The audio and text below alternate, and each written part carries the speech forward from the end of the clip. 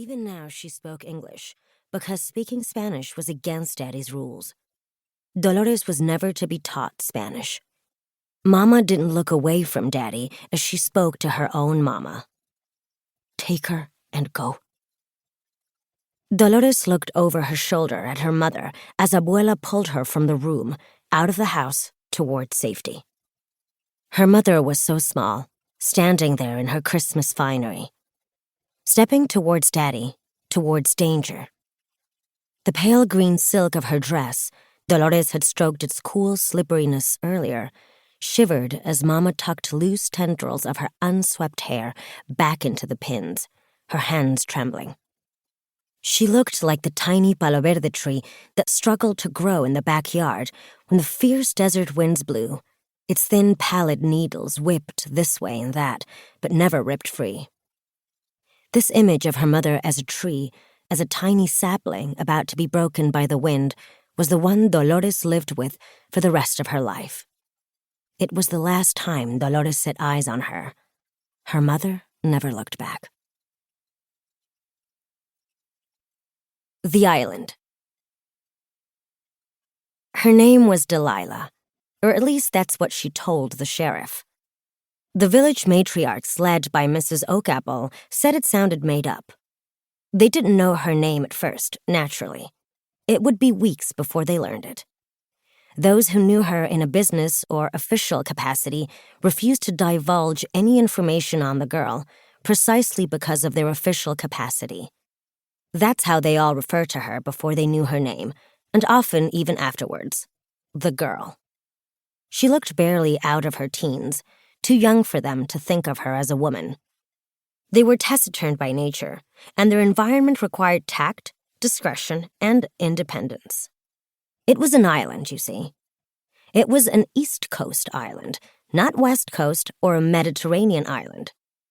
It wasn't the tropical breeze and swaying palm tree kind.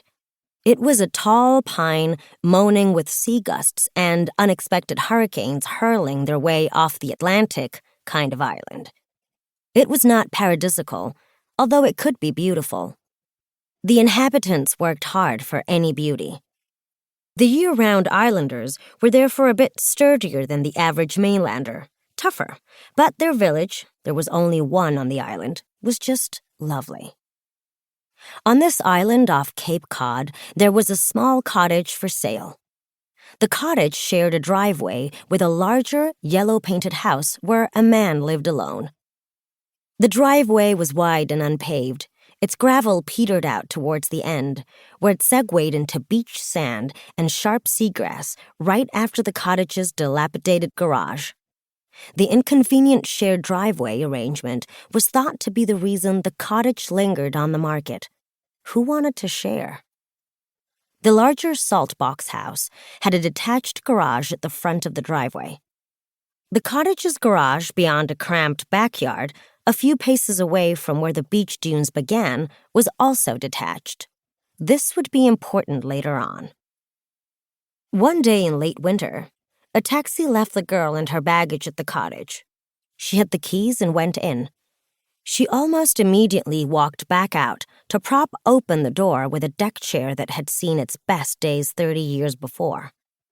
The islanders were able to track the girl's movements in the house by the windows that she forced open with bangs and exhalations of frustration. The cottage had been a rental for most of its existence, and they all knew in what state renters left a place. Surreptitiously, the village housewives shook their heads in sympathy for the cleaning task the girl faced. But if the girl wasn't enjoying her task, she gave no sign.